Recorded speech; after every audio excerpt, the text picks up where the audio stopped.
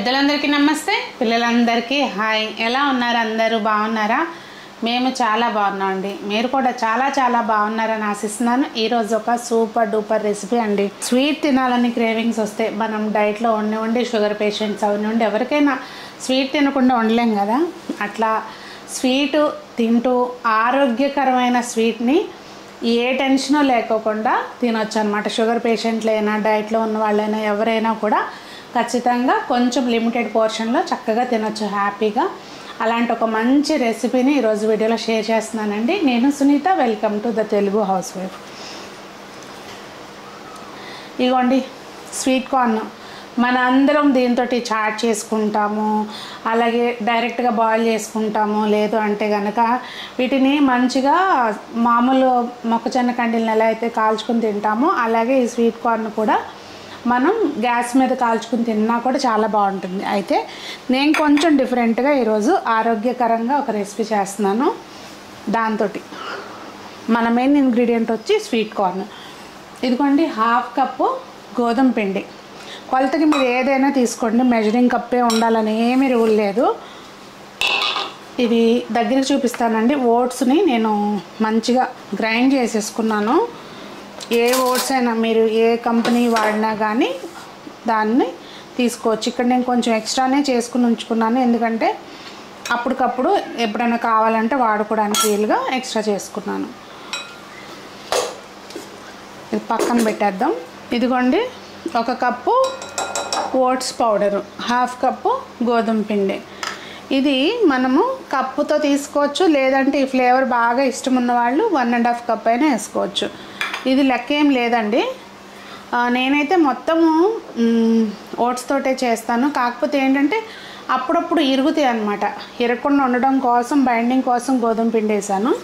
కొబ్బరి ముక్కలండి, ఇది ఒక 1/4 కప్పు అనుకోండి. కొలత ప్రకారం అయితే 1/4 కప్పు.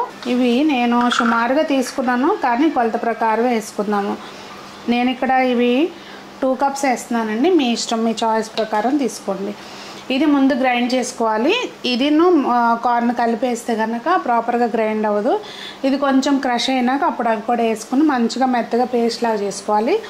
దాంతోపాటు ఒక 1/2 కప్పు బెల్లము కలిపేసి అన్నీ కూడా మంచిగా గ్రైండ్ చేసుకోవాలండి. ఇదిగోండి అది కొంచెం నలిగిన తర్వాత బెల్లము 1/2 కప్పు, ఈ కార్న్ 1.5 కప్ కార్న్ వేసానండి. ఇవి మంచిగా పేస్ట్ చేసుకోవాలి.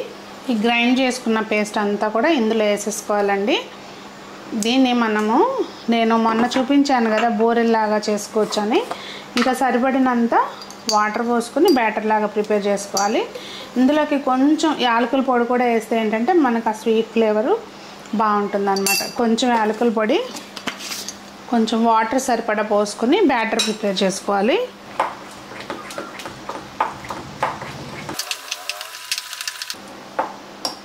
ఇది ఈ కన్సిస్టెన్సీలో ఉంటే చక్కగా మనం పునుగుల్లాగా కూడా వేసుకోవచ్చండి. కాకపోతే ఏంటంటే పునుగులు వేస్తే ఆయిల్ ఎక్కువ పీల్చేస్తుంది అన్నమాట.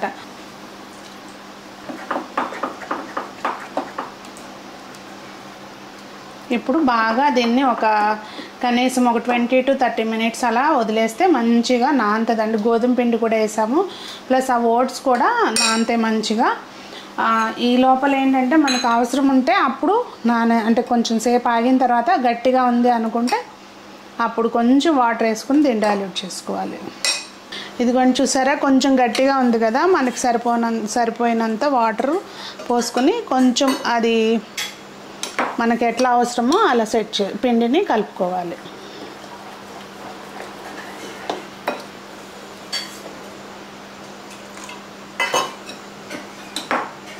పిల్లలు అయితే ఫుల్ హ్యాపీగా తింటారండి, అసలు మామూలుగా కాదు.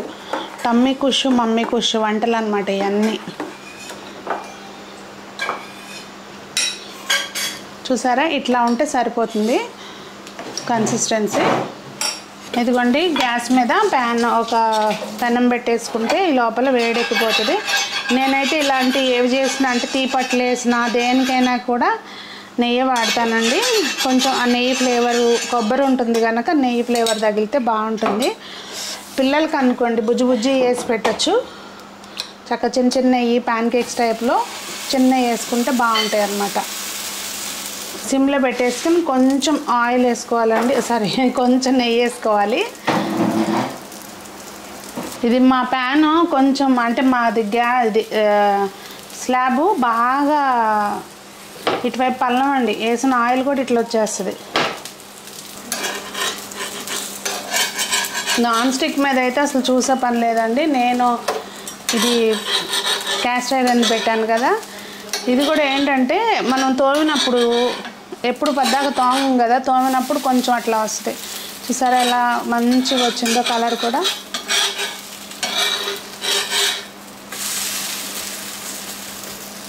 సిమ్లో పెట్టాలి. నాకేంటంటే ఇటువైపుది వీడియో తీయటానికి ఇటువైపే వీలవుతుంది, ఇది కొంచెం ఫ్లేమ్ ఎక్కువ వస్తుంది అనమాట, అందుకనే ఆపేసాను.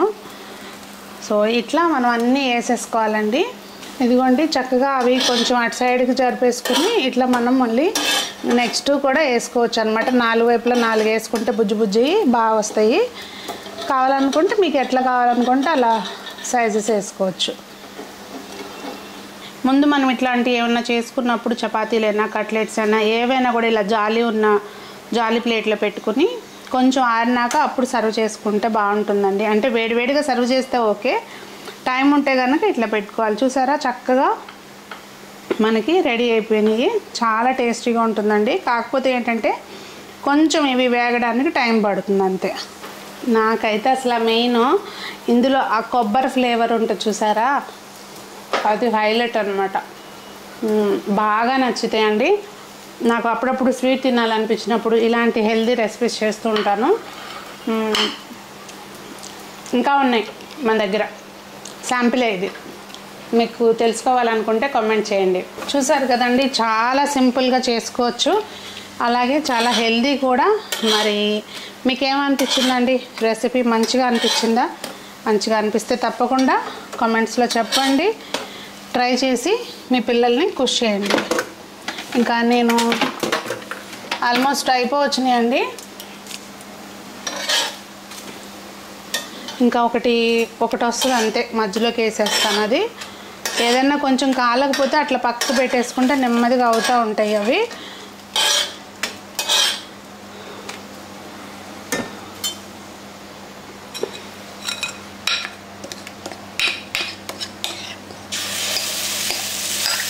మొత్తం ఎన్ని మనం కలుపుకున్న బ్యాటర్కి అవి ఒక 5-10 అయినాయండి కరెక్ట్గా.